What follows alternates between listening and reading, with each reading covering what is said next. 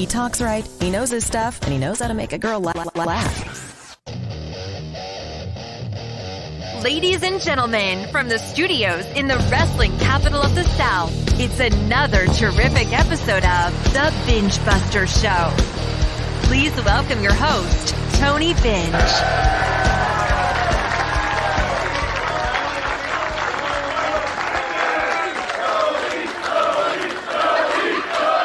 Hello, everyone. Welcome to another exciting edition of the BENGEBUSTER Show, coming to you right here in the studios of Charlotte, North Carolina. Well, actually Lake Norman, but some people across the world listen to this podcast may not know where Lake Norman is, but they do definitely know where Charlotte is, the home of the Nature Boy. But I'm excited about this week's show. Chris is on a little vacation this week, so he will not be joining me, but I do have a special guest. He is the promoter for the Acoustic Trixter band, and we're going to bring him on right now.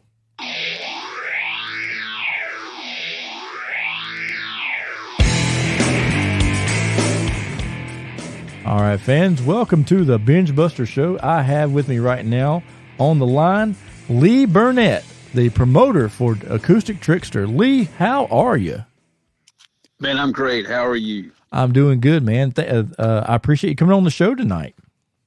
Oh, man, I appreciate you having me. I can't thank you enough for your help. And man, I'm excited to talk to you. You know, another wrestling fan, somebody from the South. And people don't know where the wrestling capital of the world is. It is right here in Charlotte, North Carolina, man. The home of the Nature Boy. A ton of other great wrestlers from this area still live in this area. Yeah, and you know, a lot of people may not know or remember this, but in the mid to late 80s, Jim Crockett Promotions was alive and well here in this area. Of course, they were doing shows a whole lot more than we are, or WCW or WWE or anybody else. These guys were putting on shows 7 days a week, twice on Saturday, twice on Sunday. They were never home. But a lot of the wrestlers actually lived here around the Charlotte area. As a matter of fact, right here where I live in a little town right outside of Charlotte called Mooresville. And you know, as you and I were talking before we went on the air, one of the old timers, Nelson Royal, lived right here in Mooresville, and he had a Western store. And what a lot of people don't know was in behind the Western store, he had a barn, and he had a wrestling ring in that barn. And a lot of guys would come through the Carolinas in hopes and with dreams of being a wrestler. And from the stories I've heard, several guys were trained, but early on, he put that ring out there, and he would get Gene Anderson would come by and stretch these guys out and try to separate, I guess you would say, separate the men from the boys. The ones that would last through the ass kicking got trained, and the ones that were too soft got the crap beat out of them right there in that horse barn. Oh, yeah, I have heard stories from the area about Gene showing up, and you know, not many people made it through that. You know, I don't know if I could make it through Gene Anderson stretching. No. And the kind of torture they put. That's not really training. That's just punishment, and whoever can survive the punishment, I guess they went on later to learn the business. But yeah, you know, Nelson from this area. You know, oh man, if anybody and everybody from Crockett Promotions lived in this area at one time or another, I think, you know, Cornette was here, Magnum TA was here. I visited Wahoo McDaniel's wrestling school one time, and you know, anybody was here. I think Sting, Nikita Koloff, you know, all these guys were in this area at one time or the other. Yeah, and a lot of things a lot of people may not know is not only did they live here, and they were wrestlers, but a lot of them had a business on the side. Because you know, as you mentioned, you know, Nelson Royal had his Western store, and matter of fact, it's still here. And if you come to Mooresville on Highway 150, You can go there and buy you a pair of cowboy boots, and right above the cash register, they have framed the original NWA World Junior Championship belt, the same belt. Matter of fact, it was the very last belt that they used in the NWA strictly for that title, and it has it framed there. And to my knowledge, only two people held that edition of the belt, and that was Nelson Royal and Lasertron, which was actually Hector Guerrero. Yep. But Nelson had his store there. Well, Jimmy Valiant, the Boogie Woogie Man, my trainer, he had me. Not me, but he had a flower shop. Jimmy Valiant had a flower shop in Charlotte, where his wife at the time, he had the flower shop there in Charlotte. Paul Jones, a big rival of Jimmy Valiant, he had a car dealership in Charlotte. And of course, probably one of the most famous things in Charlotte during that time, Ricky Steamboat had Steamboat's Mid-Atlantic Gym. He had that here for several years, and as a matter of fact, when they shut the business down, was going out of business, our good friend George South went there with his pickup truck and took the sign down, and I think now he has that sign from that at his house. So he does, and George has got his school there. So I've been there a time or two, and it's really neat to go see that stuff, and they run another business out of there as well. So it's really a mecca I grew up in the Newton Conover area, Hickory of North Carolina, and I'll never forget 10 years old, 1986. My mom and dad took me to my first wrestling match at the old Charlotte Coliseum. Oh yeah, never forget. Independence Arena. Independence Arena, and to this day, one of the loudest things I've ever heard was the screams from people when the Rock and Roll Express went to the ring. Yeah. And there's some really good video on YouTube of that era in Greensboro, actually, the Rock and Roll Express going to the ring, and people are going nuts, man. And that's it. I hate the fact that the internet has kind of killed that part of the excitement. But there's still quite a bit of excitement for wrestling shows these days. But I feel like that the excitement from 1986 has still yet to be matched. Yeah, and I don't think it ever will. It's funny you say that when you talk about the Rockland Express. I remember back. I can't remember the year, just a few years back, maybe 2018, but WWE came to Greensboro, and they came around Thanksgiving time, and they called the show Tribute to Starrcade, and they brought in Steamboat and Rockland Express and all these guys. Well, I was sitting at home. My wife and family had decided to. I believe they either went to the beach or they went to Boston, but anyway, whatever. They left for the weekend. I was at home by myself, and then somebody had messaged me and said, "Hey, Tony, are you going to go to WWE in Greensboro?" And I said, "I don't know." I said to me, I'm such a big NWA fan. I said I would feel almost like I was turning my back on them. I said, for one, they're running Greensboro, which was always the home of the NWA and Jim Crockett Promotions. But not only that, but they're calling it Starrcade. I don't know. But then the other side, which what made me decide to go to the show, was, hey Tony, when you was a kid, your dad brought you to the Greensboro Coliseum to see Starrcade 85 and Starrcade 86. So why not go? Because this will probably be the very last Starrcade ever held in Greensboro. At least you can say you went. So I was like, okay.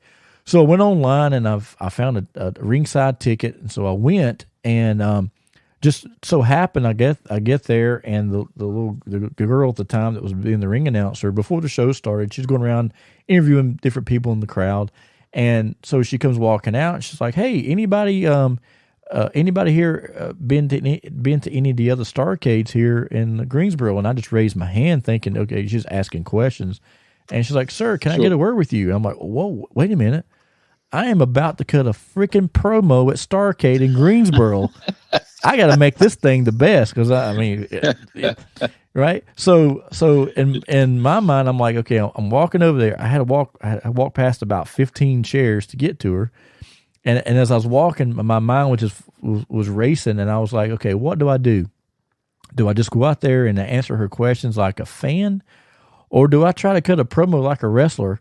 And the worst they can do is turn my microphone off, right? So, sure. So anyway, she says, "Can you tell me which Starcade that you came to?" And I said, "Yeah, I've been to 85 and 86 right here in Greensboro." And she was like, "Oh," I said, "But let me tell you something." And I started going in my wrestling promo. I said, Greensboro was our Madison Square Garden. I said, and nobody. Oh, so I'm getting ahead of my story. So first, when she says, "Hey, which Starcade did you come to?" And I said, 85 and 86. I said, "Hey guys," I said, "we are in Flair country." No, I said, "We are in Horseman country." And when I said that, the whole Coliseum started wooing, right? And then I'm getting the goosebumps, and I'm like, all right, here it is. I'm gonna cut a friggin' promo. I'm gonna talk just like a wrestler, and all the worst they can do is cut my microphone off. So after I got the woo going, I said, what a lot of people don't understand and will never understand is standing here in this Greensboro Coliseum and hearing the Rockland Express's music hit. You hear the drum, and that's all you hear. The place goes crazy. The roof comes off. I said, nobody will ever understand that feeling. I said, nobody was over like the Rock and Roll Express. And when I said that, man, the Coliseum started popping again. And then I didn't know, but a lot of my wrestling colleagues were there in the building, and they're texting me when I get done. They go, "Dude, you should have been talking like a fan." I said, "Don't be jealous. I got to cut a promo at Starcade, and you didn't." So I thought that was pretty funny. But dude, that's incredible. Yeah, but it was great. And then later on in the night, Dolph Ziggler was wrestling. The guy that used to be, I'm trying to remember his name. He used to be in Beer Money. You know what I'm talking about? Robert sure. Roode. Bobby Roode. Yeah. So Bobby Roode. Yeah. So him and Bobby Roode had a match, and so Dolph got a chair, and when he did, Arn Anderson came into the ring, and he came in, and the referee jerked the chair out of Dolph Ziggler's hand, and Dolph charged Arn, and Arn picked him up and gave him the spine buster. And then Arn got the microphone and said, "Oh, Dolph, welcome to Horseman country." And I was like, Arn heard me in the back, and to this day, I was like, and that was a nod. Like he was telling me, I believe that he said that because I said this is Horseman country. So a couple of years ago, this year, I worked a show for the PWF, and they had Arn Anderson on the show. And at first I was like, I'm not going to go to him and tell him that because I'm going to sound like a mark. But sure. he kept walking past me and looking at me like he knew me. And so I'm like, you know what I got to lose? What's the worst he can do? Call me a mark and tell me, get out of his face. So whenever I said, "Excuse me, Arn," I said, "I have a question." He said, "Yeah." I said, "Remember that time that WWE done a tribute to Starcade show in Greensboro?" He goes, "Yes." He goes, "I got to do the spine buster right there in the Coliseum, and it felt so good." And I said, "Yeah." I said, "Well," "when you got the microphone and you said, 'Dolph, welcome to Horseman country,'" he said, "Yeah."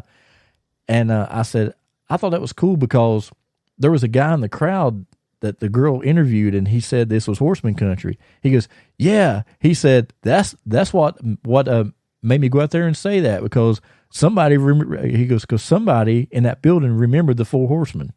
And I said, "Well, that was me." He said, "Oh man, give me a hug." And he hugged me. I thought that was really cool. I was like, I'm over with Arn.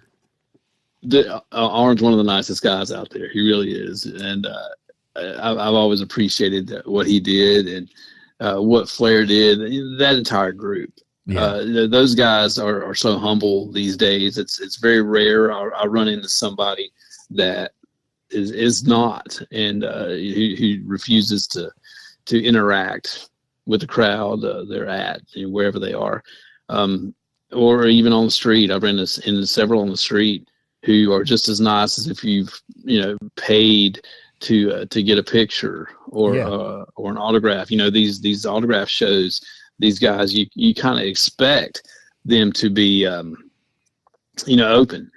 but when you just run into them on their time and they're just as friendly, then you've got genuine people there. And Magnum TA is one of them, and of course Ricky and Robert are just the salt of the earth people. Bobby Eaton, was, and what a great guy he was, and I hated to hear when he passed away. Oh yeah, he's like one of my favorites. Oh, Chris Jericho had a funny story about a rib where Bobby called and left a message for him, and instead of the typical number of digits, he always adds 3 digits at the end. Mm-hmm. And so, just to confuse you. And so Bobby was a great guy. And, that crop of people from the 80s, and there'll never be another like them. You've got your Rocks, you've got your Stone Colds, you've got your Undertakers, but everybody back in the 80s was marquee. I don't care if you're a jobber. The Mulkeys were as over as anybody at one point. Oh yeah, big time.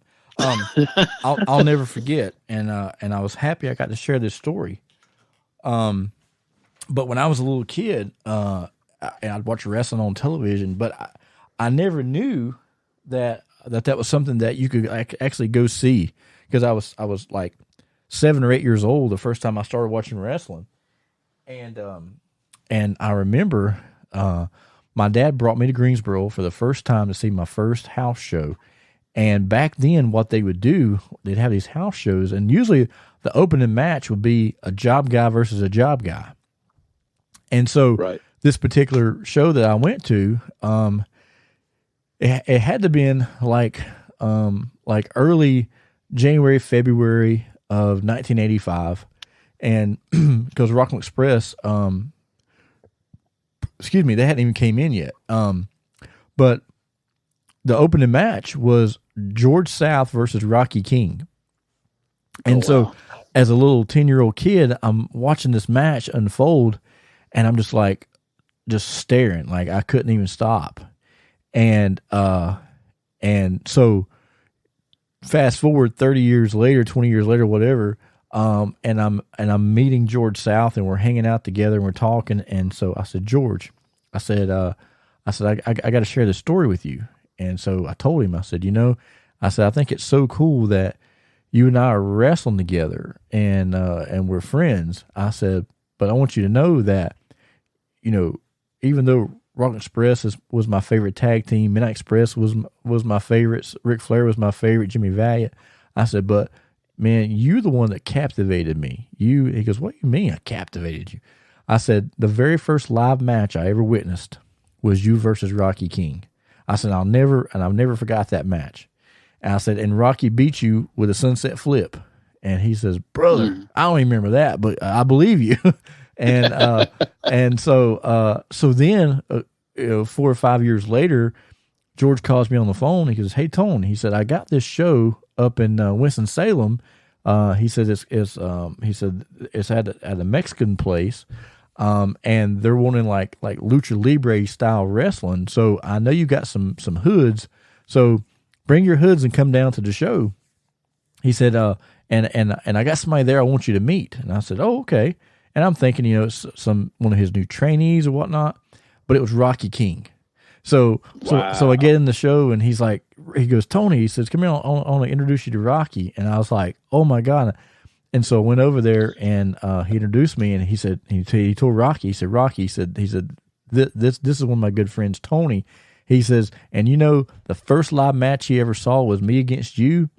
And then Rocky looked at me, and he saw my gear, and because I was wearing the old school stuff, and he said, "Well, brother, it looks like we taught you something right because you're wearing the right kind of gear," and I thought that was a pretty good compliment. That is amazing. But the wrestling world, the wrestling business, it's just amazing to me that I'm still here, still wrestling, coming up close to my 30 years that I've been doing it. But really, even though you and I talked before we went on the air, and you mentioned how you like to be a manager, but even if you managed me next week, you're in the business, but you've been in the business long before that, because in my opinion, I feel like you're in the business when you become a diehard fan, and in your heart that's something that you're going to do. I knew when I was in the fourth grade that one day somehow I was going to be a wrestler. I felt it in my heart, and it was something that I ate, I bled, and I sweat. And even though I had a lot of people tell me, "No, you can't do that. You're too small. No, you can't do that," I proved them wrong. And That's right. and I feel like if you have something and it's in your heart, nobody but yourself can take that away from you. Right. I tell you that as far as me actually being a part of a show and using the manager gimmick, and the heel manager always fascinated me. And again, stemming from 85, 86, 87, when Jim Cornette from the Midnight Express was absolutely in my opinion, the reason people were getting heat. This guy was heat wrapped up in a bundle. And I understood it then, and even more today, kind of what he was doing, how he was doing, what he was, how he was layering and spider webbing his comments from week to week to week. The man, I think he was a genius, and still is a genius. But I've always wanted to have a shot at that kind of role, and see if I could draw some heat. I think it would be a lot of fun to try. Yeah. But as far as actually wrestling, man, I went to a wrestling school one time with two of my friends, and it was right before WWE Raw. And so they were in Charlotte. We go to town a little bit early, and I'm like, man, they might be working at a gym, working out at a gym somewhere. Let's go. So I knew where all the schools were. And so we went to one, and I was told, yeah, man, a bunch of the guys were just here working out. They've already left. And the only person that was still there was a trainer. And he was like, but man, if y'all want to, get in the ring and see what it's like, go right ahead. And I guess he was hoping maybe here's some trainees. You never know. Yeah. But so we got up in the ring, and I'll never forget, my best friend at the time is still a good friend of mine. His name's Daniel. I think he thought that he was in a trampoline. And he goes up into the ring, jumps up, and lands flat on his back. I think he still has problems walking to this day. I'm sure. But he thought he was in on a trampoline. And then the guy gets in the ring and he says, he asked if any of us had ever been interested in wrestling. Of course, so we're standing there. So of course we are. And he says, well, who wants to take a suplex?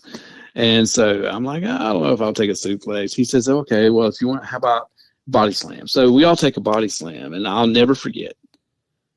First thing he told me was, tuck your chin. Yeah. Tuck your chin. He kept repeating it, tuck your chin.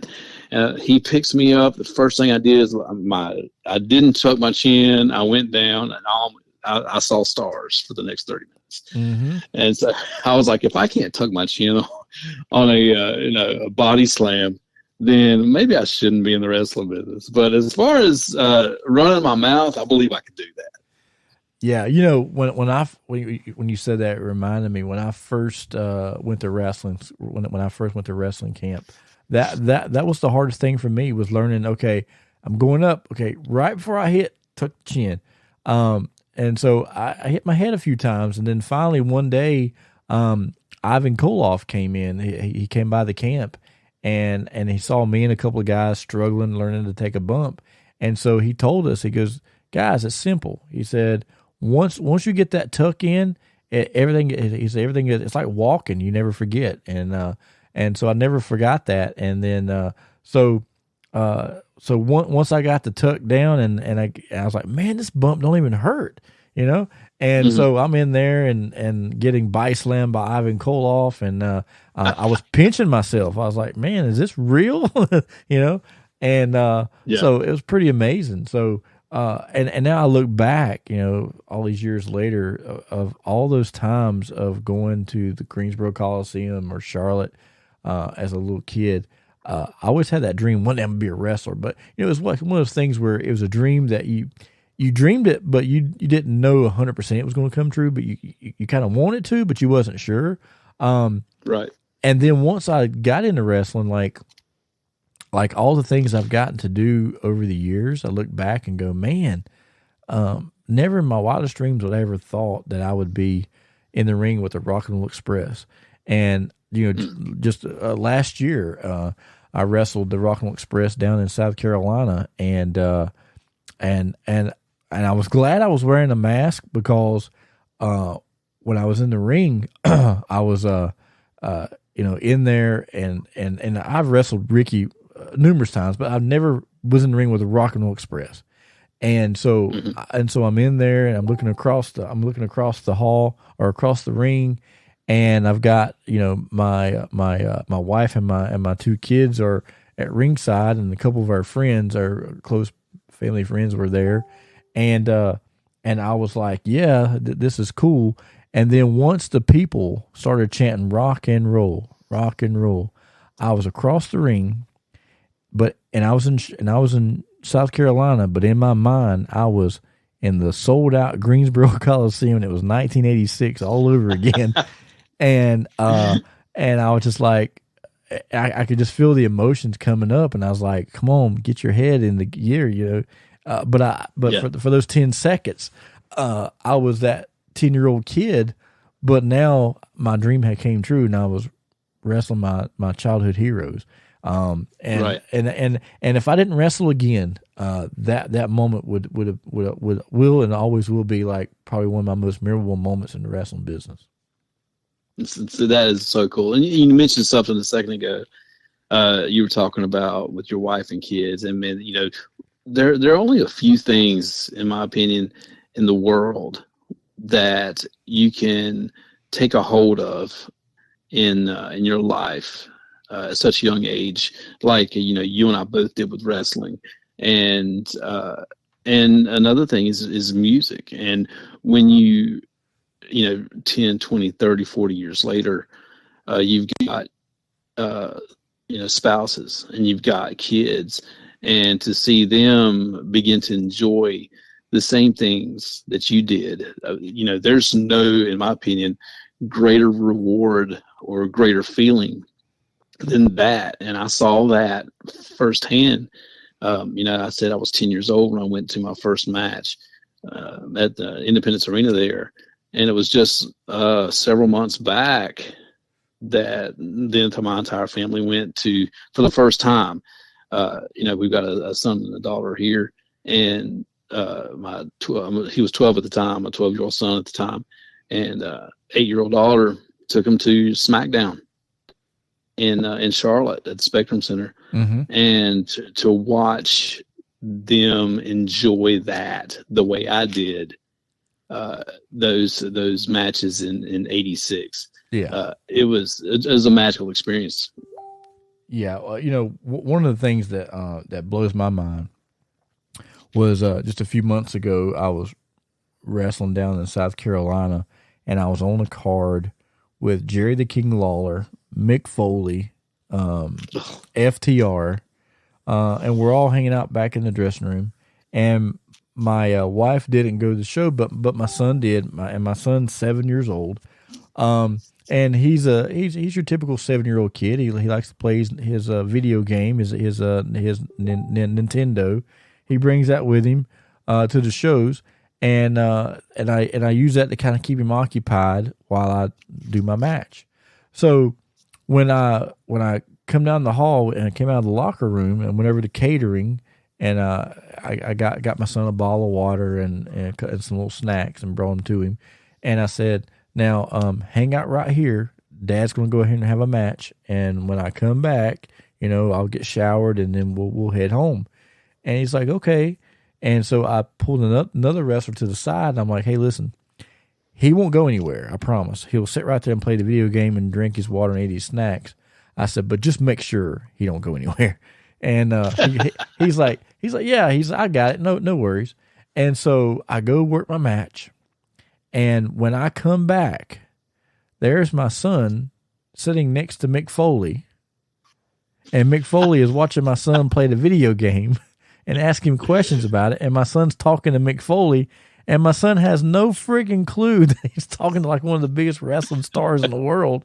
And at that moment in time, I'm like, damn it.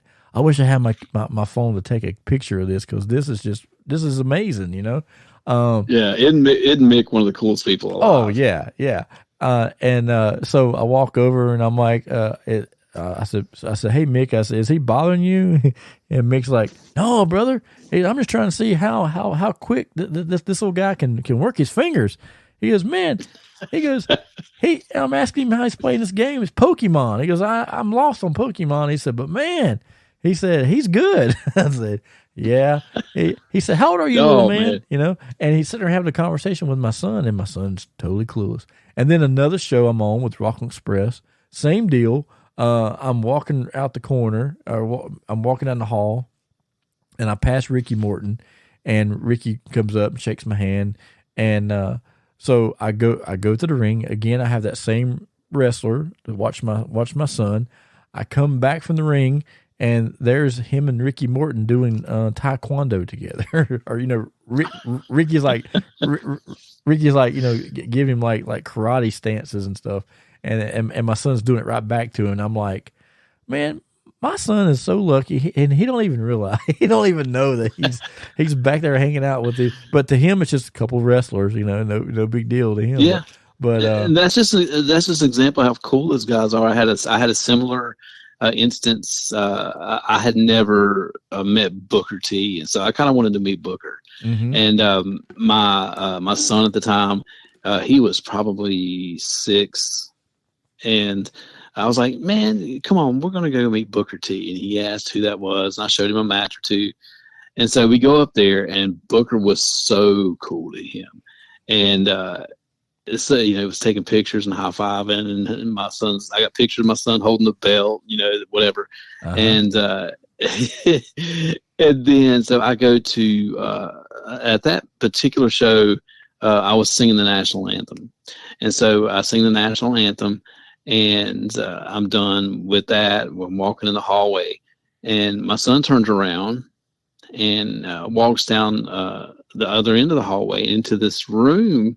And I'm like, where are you going? Where are you going? I go down there, and he has followed Booker into the dressing room and was sitting there talking. Was sitting there talking to Booker T, just hanging out. And Booker was so cool, just so cool. And it was like nothing fazed him. So again, just another example of those people being salt of the earth people who really appreciate the people around them. Yeah, for sure.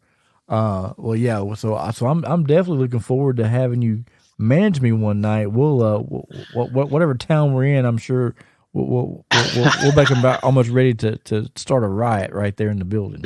We're gonna do our best. Everybody listening to the podcast now, you need to stay tuned, because you never know where we're going to show up, and it's going to be a terrible twosome when we get there. That's true. We'll definitely do it. But before we get there, one of our sponsor is the NAWA, and I have not had a chance to record a commercial, so I'm going to make the commercial right here live and in living color. So the NAWA returns to the Queen City of Charlotte, North Carolina on Saturday, October the 29th at Devil's Logic Brewing at 1426 East 4th Street. That's downtown of the Queen City, Charlotte, North Carolina. On that great card, you're going to see in action the NAWA heavyweight champion, Big Donnie, as he defends his title against John Matthews. Also on the card, you're going to see the BNB, the Big Nasty Bastard, as he is going to be in a casket match with none other than Leatherface. Then we got the NAWA television champion, AJ Frost, as he defends the belt against Cario Lindsay. Then we're going to see Catman Dalton Dallas take on Luke Fury. The last time we were in Charlotte, I pile drove Luke so hard he had to unzip his pants just to brush his teeth. True story. Then we got Ted and Max Carnage, the NAWA Tag Team Champions, defending against the team of Dre White and Axel Jaggers. And then Thomas Extreme taking on Zay Vega. All that great action is coming to you right there at Devil's Logic Brewing. Bell time is 7 p.m. And you know what the best part about this whole show is? What's that? It is absolutely free. No free show. Come out and the NAWA is going to be putting on a tremendous event, free to all the great people right there in great for all the people in Charlotte. All you got to do is come out to the Devil's Logic Brewing at 1426 East 4th Street. And the name of the show is called the Wicked Brew Bash. I'll tell you what, that brewery is never going to be the same. It's never going to be the same. It's going to be, it may only be there when the NAWA leaves. So they got that big show, on October the 29th, but then mark your calendars, because here it is, the big event of the year, Silver Star 22, coming to you from the American Legion Hall in Lenoir, North Carolina. Bell time is going to be 7 p.m. Tickets for this event is only $10 for adults. Kids 6 to 12 is $5, and kids 5 and under are free. They have not announced any of the matches, but rest assured, Silver Star 22 is going to be one for the ages that you definitely don't want to miss. And what's the date on that one? November the 5th. November. I'm writing that down. November the 5th. That is in my neck of the woods, and that'll be a good show. I can't wait to hear the card for that. Yeah, I'm excited. I'm waiting for the matchmakers to give me my call and give me my shot at Big Donnie for the heavyweight title, so I can bring it back home and polish it up and put it on my mantle. But any event, I'm ready for that, and that's going to be exciting. But now we're going to switch gears a little bit, talk about excitement, and we talk about being in the Lake Norman area. Now we're going to transfer this podcast to you, as you are bringing to Boatyard Lake Norman. That is the region's premier live music venue. Boatyard is located at 18418 Statesville Road in Cornelius, North Carolina. And you're bringing a classic band, Acoustic Trixter. Tell the people about this.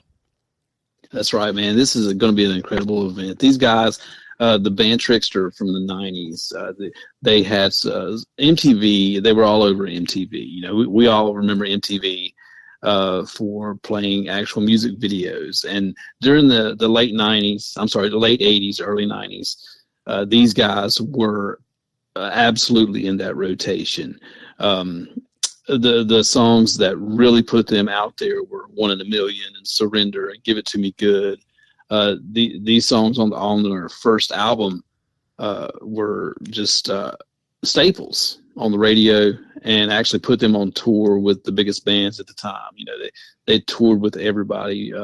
And my favorite show I ever saw them on was the Blood, Sweat, and Beers tour with Warrant and Trixter and Firehouse, and that was a great show. You know, they actually discovered by Bon Jovi. And John Bon Jovi took a liking to them. These are, they're from the Jersey area, as is John. And so, John Bon Jovi really took a liking to him, and with a little help from him, they got signed, man, and had a really, really great career. Broke up for quite a while, as a lot of those bands did. And that now it's Steve Brown, the guitarist and principal songwriter. He wrote mostly everything for that band, and the original bass player PJ Farley have gotten back together, and along with the percussionist, his name's Ben Hans, and Ben's a great percussionist, and they are going around as an acoustic act. But it's not really your typical acoustic act. This thing is really upbeat, tons of energy. Steve plays every solo as it was written, and as it was recorded, except on acoustics. And he plays the guitar behind his head, like Hendrix. I mean, this is an incredible show, and I was super pumped after the stadium show. The stadium, event that went around the country with Motley Crue, Def Leppard, Poison, Joan Jett, and I was stoked, man. With that kind of music, was selling out these big arenas, and I was like, I had just talked to their management, Trixter's management, last year. And this show just fell in my lap, and I was like, you know what? This would be a great opportunity to bring an original band back to town after a decade, and just let people come out and hear them again, because they're still doing it as well as they ever have. Yeah, that's pretty amazing. And I really think that the stadium tour had really opened up a lot of doors for a lot of bands, because it seems like since the stadium tour hit the road this past summer, there's a lot of bands from that era that are hitting the road, and I saw that Journey's coming. So what's so cool is like a lot of people don't realize this probably, but you could listen to that music from the 80s, and it doesn't sound old. Like, it doesn't sound outdated like the music of the 50s or 60s. That music kind of had a sound, and okay, that music's not old, but it's classic. But when right. but when you hear bands like Trixter and Motley Crue and Bon Jovi, it just seemed like that music just don't age. It just sounds great. It's got a freshness to it that still is there, and the grunge movement put an end to that, in the early 90s.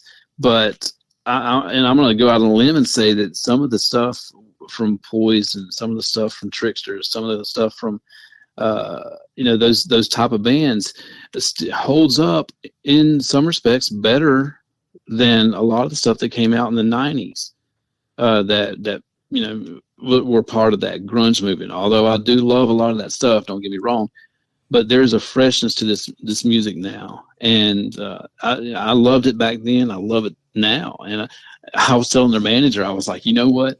This is exciting for me, because I just love the band. So I'm excited to be there, much less be the one to actually make it happen. You're right. So, what I really want people to do, I mean, here's the thing, that we talked about wrestlers who really appreciate the people that put them there. These guys appreciate the people who put them there. They, this show that's coming up on the 28th at the Boatyard of October, man, it's a free meet and greet after the show. I mean, they're not asking for anything other than you come out, you buy a ticket, you come out, you enjoy the show. They're going to come talk to you afterward. They're going to sign anything you bring to the show. They're going to take any picture you want. They, they really, really want to connect with their fans in every way possible. So it just is a really cool thing to watch them interact with people who have been fans with them for 25, 30 years. Yeah. And what's cool about that, what you just said, is they're not charging for that meet and greet. So unlike some of the bigger bands, we won't say any names, that are charging $2,000 for a 10-second meet and greet, this one is absolutely free, and they're going to sign and take pictures. I mean, if I was in town that weekend, I'd be there for sure. It's going to be a great show, man. And I'm telling you, as I said, PJ Farley, and he's not just Trixter. I mean, he's the bass player for the band Fozzy, Chris Jericho's band. He has a solo band. So he's released 2 solo albums. Steve Brown is the guitar player. When somebody gets sick in Def Leppard, they don't cancel the show. They call Steve Brown. People can go on YouTube and check it out. There's tons of videos with Steve Brown playing guitar instead of Joe, not Joe, but I'm sorry, Phil Collin. And he actually plays bass too, and he's filled in for Rick Savage. So he is everywhere. He's just started a Christmas. He's rehearsing now for a Christmas tour with a band called Wizards of Wonderland, I believe. And he's got a brand new electric band called Tokyo Motor Fist. And super busy. They just played the Kiss Creatures Festival. They just stay busy, but they are so super true to who they are. And they know that it started with Trixter, and they're going to keep it going.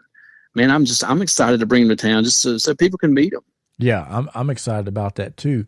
And what better area for you to bring Acoustic Trixter than right here in Lake Norman, North Carolina, which is right on the outskirts of Charlotte. It's just a quick drive from Charlotte to Lake Norman. And the cool thing is kind of where Lake Norman is. It kind of sits in the center. So it doesn't matter if you're from Charlotte, South Carolina, Winston-Salem, Hickory. It's all just a very short drive, and it would definitely be worth the trip. Getting to come out and get this close to a couple of guys that were in the huge band Trixter from the '90s, and like you said, they also play for other bands and doing a lot of cool stuff. So. I highly recommend coming out on Friday, October 28th at 9 p.m. is when the show is going to start. But I would highly suggest getting there a lot sooner than 9, so that you can secure your spot and also take in the atmosphere. Because Boatyard is it's the happening place in the Cornelius area. It is nicknamed the region's premier live music venue, and folks, that's not just a slogan, that's not just a gimmick, it's the truth. I've been by that building several times, and it looks like it's a state of the art place. So I'm excited for you and Trixter. Man, I appreciate it, and I really appreciate you bringing it out to your listeners and helping me get the word out to everybody, because I really want people to appreciate the guys and show them that love so they can show it back. And tickets are $20 for this thing. I think day of show they go up to $25, but they can still get them now for $20. And it's first come first serve, and there's food out there. Come on out. It is going to be a 21 and over show. I tried to get that changed, but that's just the way the venue has things set up. So unfortunately, it is a 21 and over show, but that's going to get a sitter and come on out. $20, you can't beat it. No, you can't, and it's great family entertainment. And I mean, shoot, this day and time, you can't go and see a big time band for $20 anymore.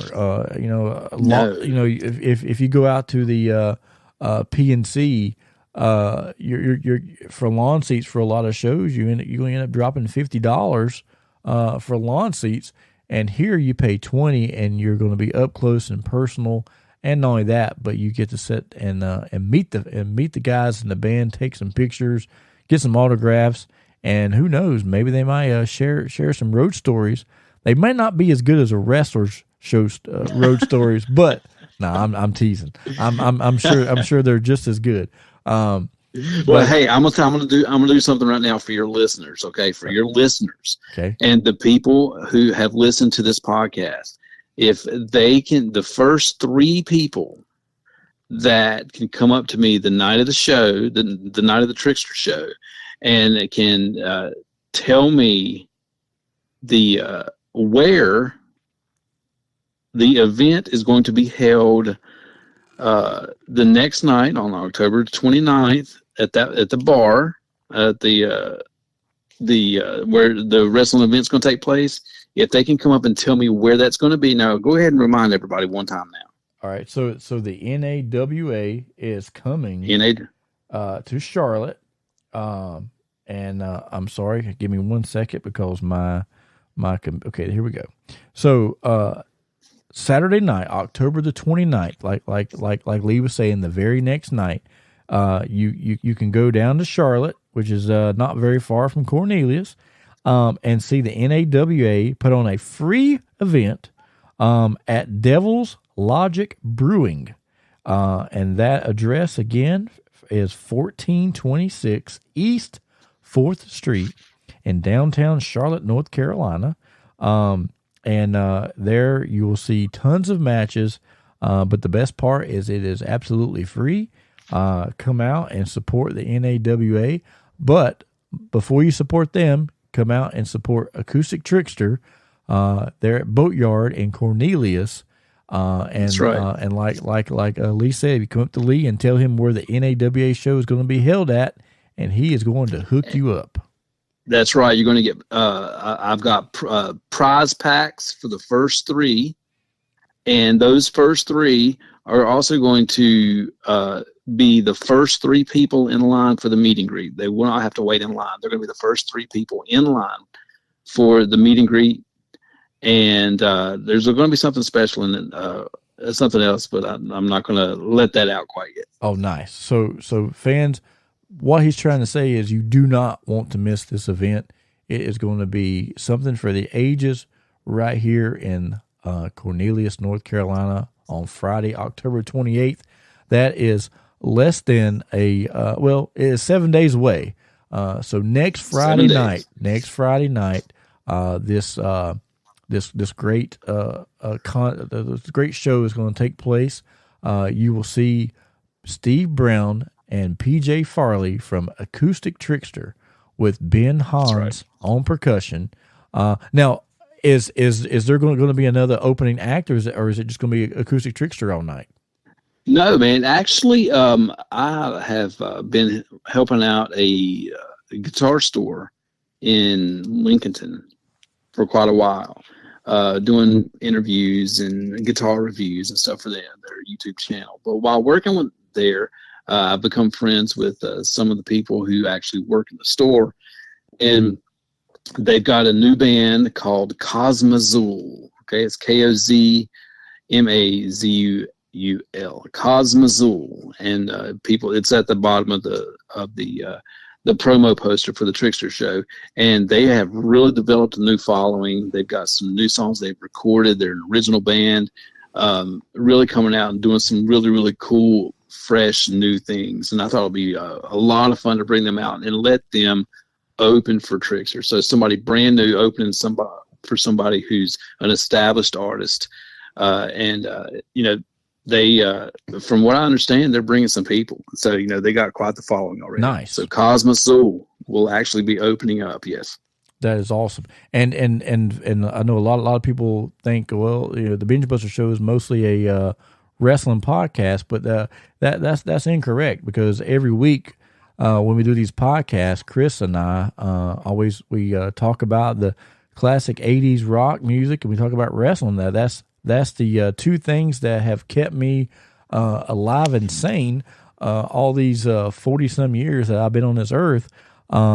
So the Binge Buster Show is about music and about wrestling, and I thought, what better way to bring our podcast to us this week than to talk about Acoustic Trixter, who is right here, going to be right here in my backyard.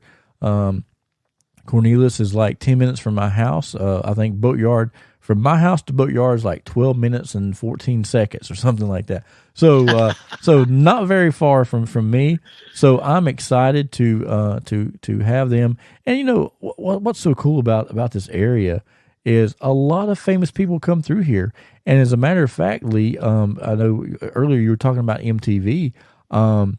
When Trixter was out and about and they were hitting the waves of MTV, there was a TV show on MTV called Headbangers Ball, and the host of that show, Ricky Rackman, he actually lives right here in Mooresville. I run into him all the time out on the street, and a super nice guy. He had surgery this past week, so all of my listeners and of course myself want to wish Ricky a speedy recovery. And you know, when I first started getting into podcasting, Ricky had a podcast called Cat House Hollywood, and on that podcast he would talk about stories of the Cat House. And you know, always when I was a kid, the first time I ever saw a Cat House, Tommy Lee from Motley Crue was wearing a Cat House T-shirt, and I thought, oh, Cat House, that must be a strip club, you know. And then I see the Guns N' Roses Paradise City video, and lo and behold, Axl's wearing a Cat House shirt. So I'm like, Cat House must be something in California, and sure enough, it was. It was a rock club, and from what I understand, it was great. So if you want to kind of relive those days of a Cat House, come down to the Boatyard. And I think that would be great. A night with Acoustic Trixter. I think that'd be great. Actually, I was in touch. I met Ricky at the Tom Kiefer from Cinderella was in town probably 8 years ago, maybe 6 years, something like that. Uh-huh. But I met Ricky at that show at it might have been Amos's there in Charlotte, and when I booked this show with Trixter. I sent him a message, and he was excited that music is coming to this area. And when I printed, actually, you know, a lot of my promotion's been just printing flyers, as you know, back in the day I would have. And the first place I took flyers was the Cat House offices in Mooresville. And so, whether Ricky is able to come or not, I don't know. I know he's had surgery, so he probably will not be able to make it. But he's very aware of the show and was super supportive when I sent him a message about it. Somebody else that was super supportive was a wrestler from the I think mid '90s, Rick Savage. Oh yeah, okay. Frank Hewlett, he had his own TV show for quite a while, and he loves music. And I told him that, you know, these guys were coming. He said, I'll be there. And so nice. Whether or not he still can come or not, I'm not sure. But I did send him a message and let him know that this was happening. So, you know, it's going to be a big night. And I hope to pack the place out, because what that does is that supports local music in this area. And if we have a show that's successful, that just means that more shows are coming down the line. Yeah. And speaking of shows coming down the line, the word was announced today. Stadium Tour is now a world tour. I think they're starting back up in February, hitting That's right. Europe. And so hopefully this coming summer, maybe they'll make it back to the States. It might be the next year, but alive and well. And one more thing I want to talk about right before we end the show tonight. I know it seems like we've been all over the place, but there's a lot of rumor flying around the internet that maybe Mick Mars might be not really leaving Motley Crue, but maybe not being able to fulfill all these worldwide dates. And there's rumor that John 5 from Rob Zombie might be filling his spot. Could you imagine John 5 and Motley Crue?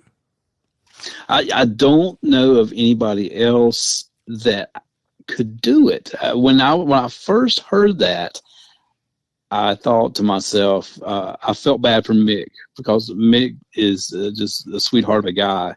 And I was like, well, I hope they're not doing that to him. Right.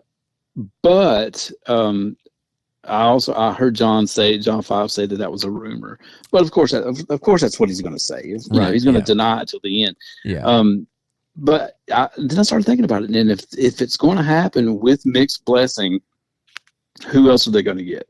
I think John would be the perfect choice. I really, really do. John's a great player, and I really don't know of anybody else who could do it justice as far as the stage show of it.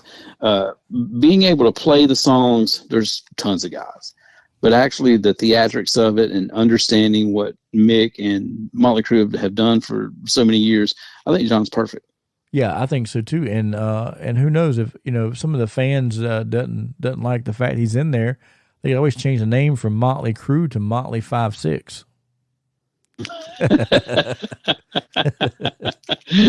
I think you should throw that out there. That's a great idea. Yeah, that's a good name. But you need to trademark that. That's right. I'm gonna copyright it and then I'm gonna sell it to Nikki. No, but you know what? Going back real quick, I think, and I've said this on other podcasts, and since you are such a music buff as myself, I want to run this by you real quick before we go off the air. So in 1994, when Vince Neil left Motley Crue and they put John Corabi in the place, the album I thought sounded great. It was a good album, but it tanked. And I think the reason why it tanked is because the fans were used to Motley Crue with Vince Neil's type of singing, the high pitched type screaming type singing. And then they bring in this grungy, edgy John Corabi. To this day, I feel like when they got rid of Vince, if they had changed the name of the band from Motley Crue to something else, that album would have been very, very successful.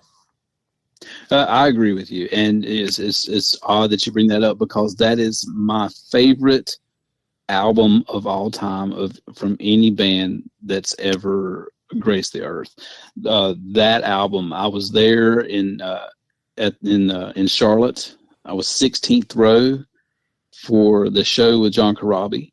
I'll never forget him singing "Home Sweet Home" and me thinking, man, that's how that song should sound. Yeah. I was never before that I was never a huge Vince Neil fan. I had seen him with Van Halen when he opened for Van Halen in, I think it was 93, after he had gone solo, and he did a pretty good job then.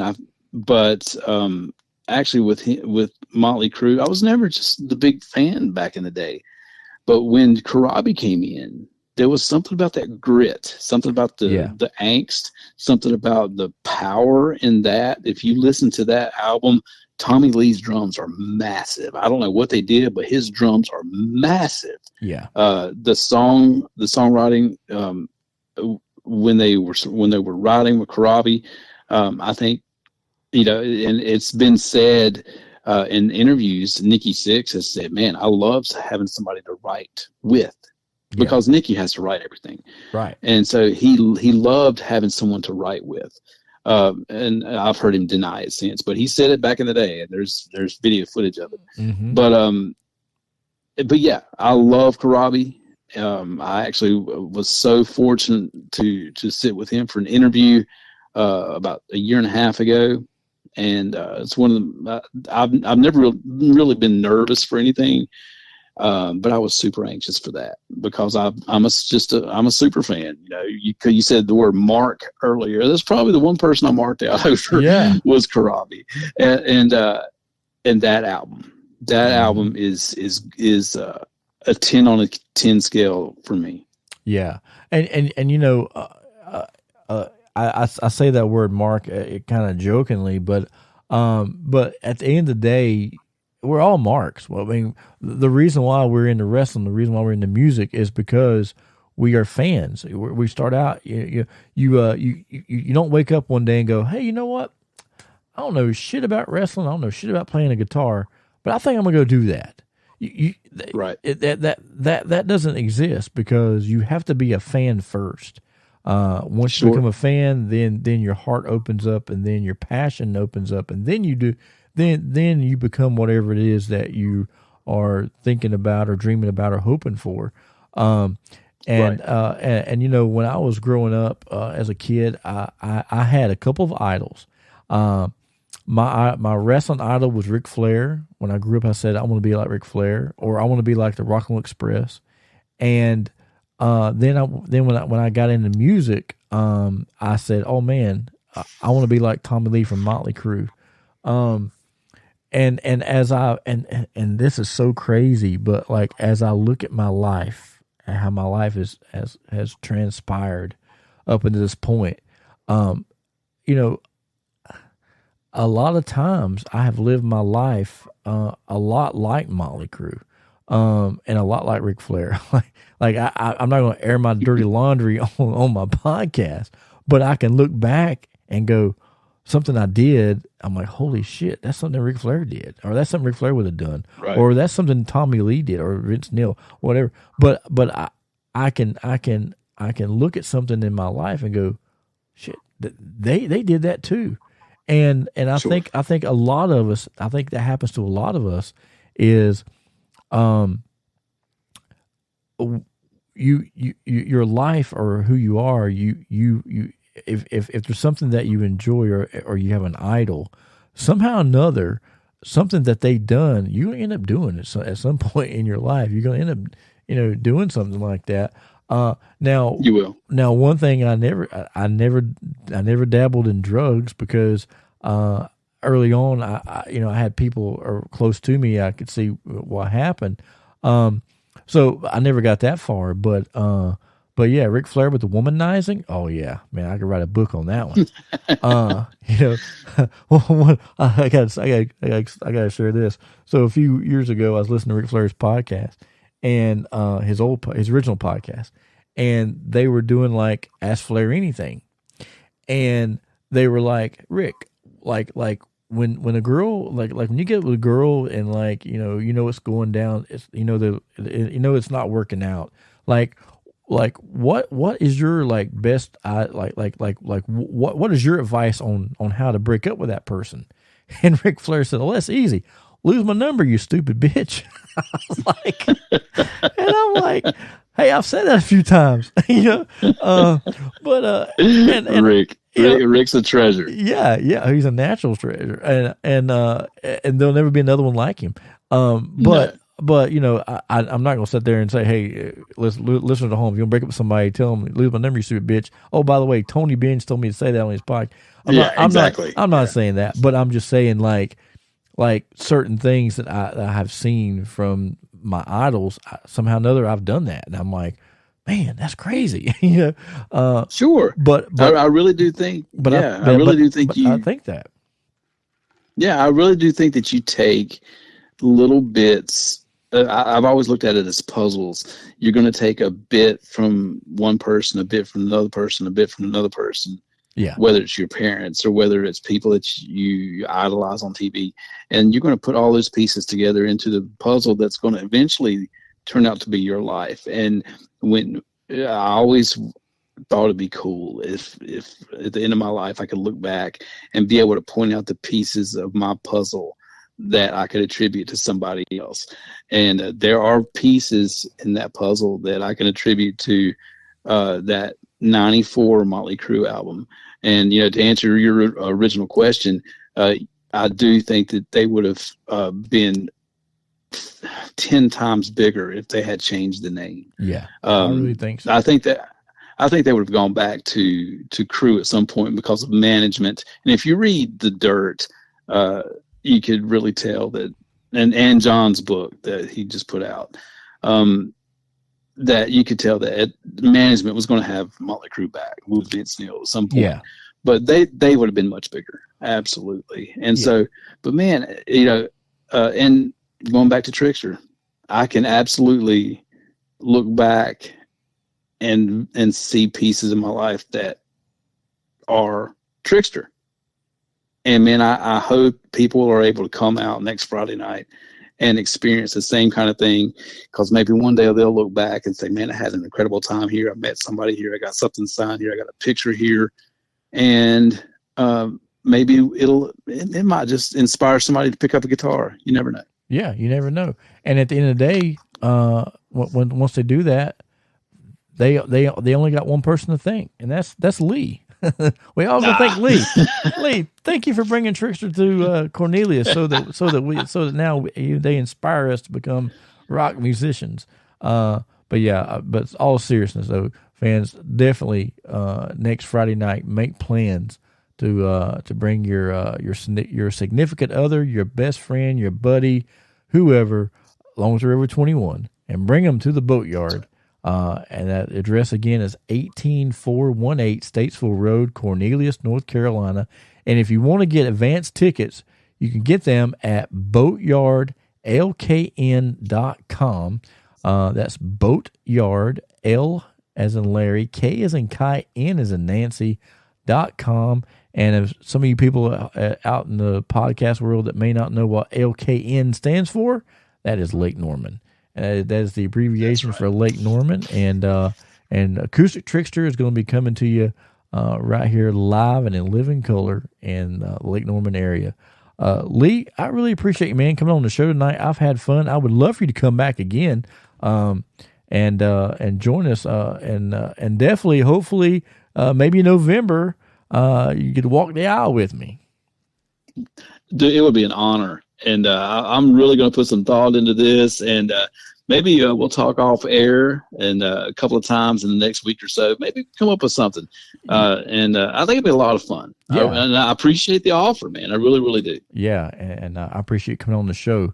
Well, fans, I think that's going to wrap us up this week for the Binge Buster Show. You can go like us on our Facebook page if you haven't already, and get updates. And then, of course, also go to boatyardlkn.com for your tickets for the Acoustic Trixter show coming up next Friday on October 28th. For Lee, I am Tony. We will see you next week here on the Binge Buster Show.